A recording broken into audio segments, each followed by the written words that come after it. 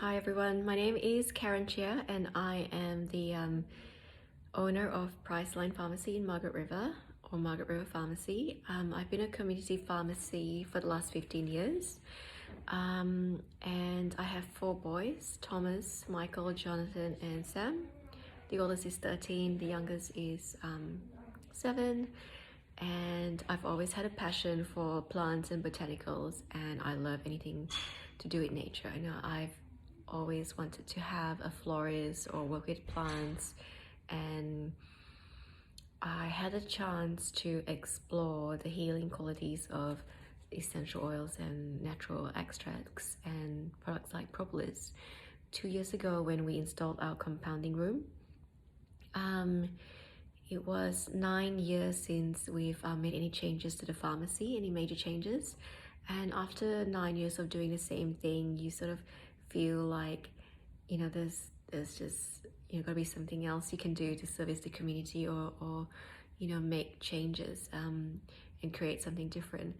And I actually had a conversation with one of the pharmacists up in Perth, and he had a compounding room installed, and I was asking him how it went, and he said, look, it might not make a lot of money, but it's something different to do. And I thought, well, I'm going to be here for an awfully long time, so I can't keep doing the same thing. What can I create that's different? So I thought, okay, a compounding room would be a good start. And once that was done, I was thinking of what things I could make in the room that could help my patients or my customers that came to the pharmacy. And because my son Jonathan had very bad eczema when he was growing up, I know firsthand how frustrating, how hard it is, how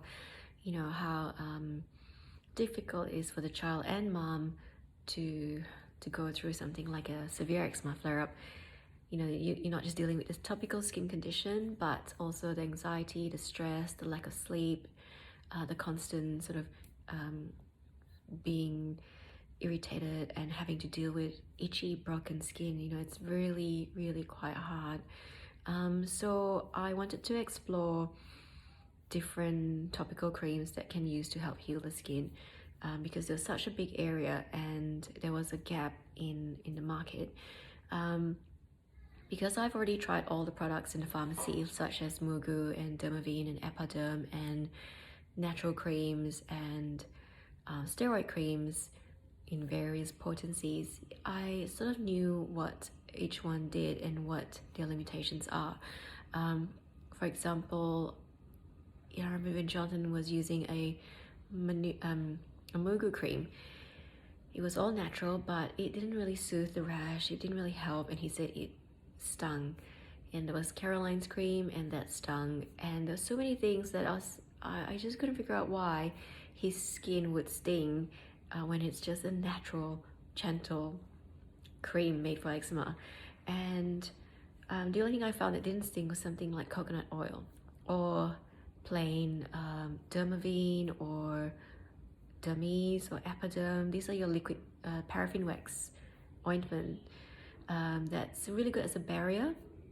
Very thick, very greasy, but even though it hydrated the skin, it didn't really help it heal or soothe that inflammation as quickly as I would have liked it to. I remember thinking to myself once that Jonathan's a little bit like this poor scabby-headed monkey. From head to toe, he was covered in open sores and his skin was rough like sandpaper and everything stung. Sometimes water would sting, sometimes just a plain cream would sting, and I just was at my wit's end. As in, I'm a pharmacist and I still don't have any way of helping my own son. And we've been trained to think about eczema and dermatitis as an inflammatory type condition. So there's an allergic response to something like food or external like grass or pollen or a chemical in your skincare product, and the only solution is to suppress the inflammation and try to avoid the allergens. And sometimes when you don't know what's causing the allergy, it can be very hard. So I did get to a point where in the end we had to use very strong steroids on him, and it still didn't work. It still never controlled or managed the flare, and I just couldn't figure out why. Nobody else in the family had allergies or eczema, and his was so severe. I just could not figure out why. Eventually, we did change schools, so he wasn't just sitting on a mat that was covered with grass and pollen and dirt, and he was standing up most of the time. And eventually, we managed to use less and less of the steroids and just more and more of the moisturizers. So I think we were quite lucky in a sense that he didn't need to use the steroids, and I didn't have to use anything on his skin for a little while, and that gave it time for it to heal. So looking back now, I can actually see that, it was probably the very potent steroids being used on such a small child that really made his flare-ups even worse. And I wish I had those products that I have now back then, because then I wouldn't have to resort to using such potent and strong steroids. So the discovery really happened when I came across some articles on propolis and manuka oil, and a really interesting paper that described how propolis was really good for skin healing and how it decreases inflammation. It's a natural antibacterial and antiviral and antifungal and antioxidant. And propolis is something that is made by bees, and they call it bee glue. And the bees use that to repair their hives. So you can imagine the bee collects pollens and botanical extracts and mixes it with saliva and beeswax, and then it goes to its hive, and it has this little, finds the little holes, and it patches it all up. So the amazing thing about the propolis is that because it has those properties like being anti-fungal and antibacterial and antiviral, it actually protects the hive. It keeps the hive healthy from diseases. So I find that so amazing in nature that, plants do the same thing. They produce these phytochemicals that have antibacterial, antifungal, virus properties to protect the plant. So it needs to thrive, it needs to grow, and if it's invaded by fungi or bacteria or a virus, it will get killed just like a human being. And plants have evolved to have these chemicals or constituents that actually repel or suppress or inhibit the growth of those bacteria or microorganisms. So it's so fascinating when I read about it, because I've always been such a lover of anything botanical and anything to do with plants and flowers, and I love seeing things grow. And I have a greenhouse where I love to just cultivate orchids and other type of shady plants, and I love just seeing things grow. And I thought, wow, if plants have those amazing properties, can that help us? And the first person we tried our blend, which was a propolis and manuka oil ointment, it was a 6-month-old baby, and he had a severe eczema flare, and his whole leg and arms were covered in this dry, bumpy rash, and it was very inflamed. And I remember it was close to Christmas, and mom came in with a script for some steroids, and I was like, well, you shouldn't really be using a steroid on open, broken skin, because you increase the absorption of the steroids. And I was asking if they would like to try something natural to see if that would help heal the skin and calm the inflammation, and they said yes, they would love to, because they've been trying all kinds of products, and nothing was helping to control this flare. So they took some of the propolis balm and applied twice a day, and I saw them in 4 days time, 4 days, and I was like, how is your baby going? And she showed me his leg, and I was like, wow, this is amazing, because I took a before picture just to have a reference, and you could see that the skin coming through was just so clear. It wasn't broken, and it wasn't dry and scaly like it was before. And it was really quite healthy looking skin, and I was like, wow, this is so amazing. In 4 days time, something has suppressed the inflammation, something has helped the skin to regenerate, and it's not a steroid. And he didn't need to use a steroid, or he didn't need oral antibiotics or something else. to help the skin heal. You know, that was when I realized that, you know, this is actually different. This is different to the Mugu moisturizers. This is different to Epiderm or Dermaveen or Pawpaw ointment or your steroids, conventional steroids, because this helps the skin regenerate and suppresses inflammation at the same time. Now, there's not a lot of products out there that can do all these things. You can have something that suppresses inflammation, like your steroid creams, but then it delays wound healing. You can have something that's antibiotic, like a Bactroban cream, and that kills staph, but doesn't necessarily help to heal the skin. You can have antifungals, again, very targeted approaches, antifungal, very specific with fungus. But if the skin is broken and sore, it doesn't help that skin heal, and it can sting the skin because it has got alcohol as a preservative. So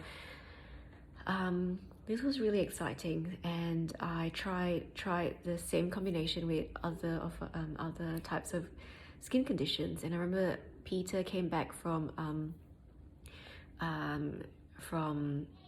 Peter had a script for Affidix cream, and you know, after his treatment, his skin was really red and sore and inflamed, and he said, "Karen, have you got something to help my skin because it's so painful?" And you know, to him, he looked really hideous because his whole face was covered in a red rash.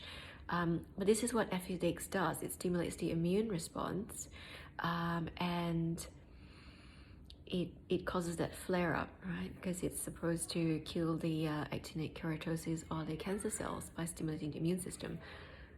So after 4 weeks of using Affidix, his skin was sore, red, and inflamed. And I said, Peter, just try some of this propolis and manuka oil ointment. Use it twice a day and let me know how you go. And again, in 4 days' time, he came back. He was, "Karen, this is amazing. My skin looks good." And it's like, it was back to normal. It was not red, it was not sore. He said it soothed it as soon as I put it on, and he was so happy. And you know, as a pharmacist, obviously we all want to give the best advice to our patients, and we want to see them happy because they found the right solution to their problem. And to me, you know, to see such a change from the before and after, that was just amazing, because I've seen all the products on the shelves, and I've tried them myself and on my own child. So I just knew that this was a product that a lot of people will find lots of benefits from. And we tried it on skin that was sun damaged. We tried it on skin that had blisters, minor burns, cuts, wounds, grazes, you know, maybe it was sunburn. And, you know, we had success in all those areas. And, you know, we had people showing me their rash the next day saying, "Wow, I can't believe it's gone." With eczema and dermatitis, you get like new skin coming through. So, and then we tried, you know, with people with acne and pimples and rosacea, and it was the same. You know, it's all to do with inflammation and skin healing. So these two ingredients, which is the propolis and manuka oil, you know, have been so beneficial, and that's why I feel it's so important that we get the message out there that there are options, there are natural options, there are alternatives. You don't always have to use the same thing that doesn't work or that has stopped working. There are different options to try. And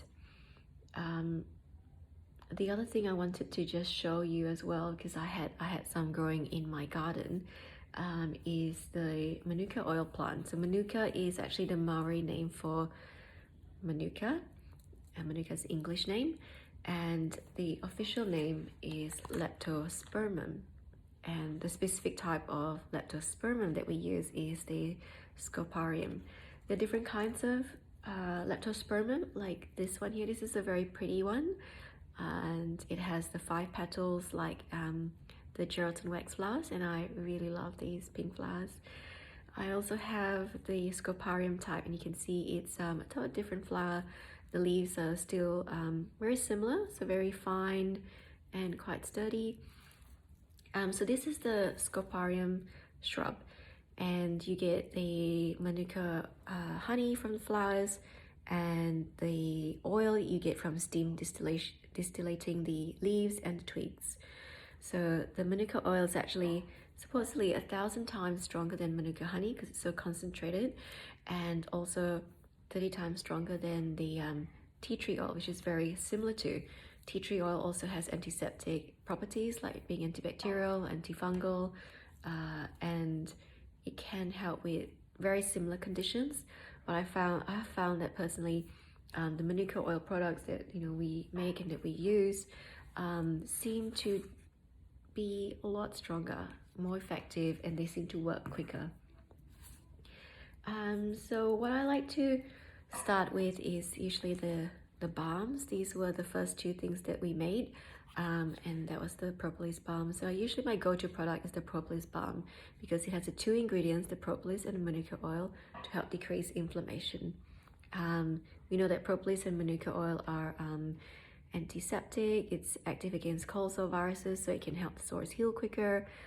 It's also really good for healing any blisters or minor burns, or if you have a spot, you can just dab a little balm on it twice a day and it will help it heal. I've used it on an ulcer before as well, and it soothed it immediately, and I think it was just a one-off application and it started to heal very quickly. I've had quite a few people with reoccurring mild ulcers say if they were going through chemo or radiation, just put a bit of the propolis balm on the ulcer and that would soothe it and help it heal. So the ingredients are safe to have on the oral mucosa. It is just olive oil and beeswax, a bit of shea butter. So these are all things that are quite safe to use topically on the inside of your mouth.